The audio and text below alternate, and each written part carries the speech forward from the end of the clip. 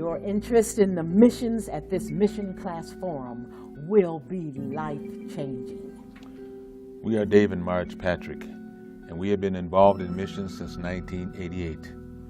In 1993, we took our 4 children and we went to missions in South Africa. We apologize that we're unable to be with you today. We are currently in New Mexico on a mission assignment at the Navajo Reservation. Let me say to you that African Americans pre-emancipation have been involved in missions.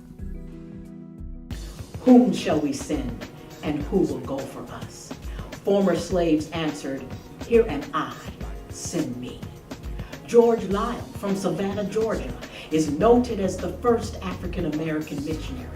In 1775, his ministry impacted over 8,000 Jamaican converts.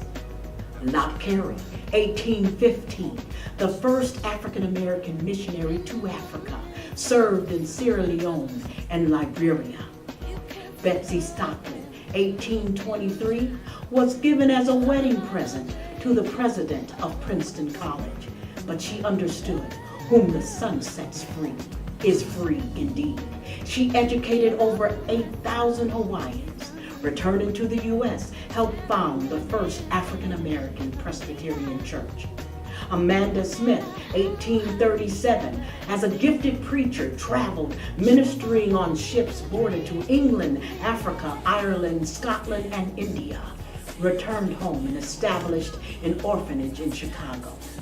These, among other African American missionary forerunners, paved the way in spite of enslavement, lynching, beatings, no acre and no mule, and still they went.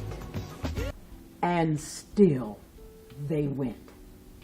Why did they go? There are 4 reasons every Christian should be involved in missions. Number 1, there's a command from above.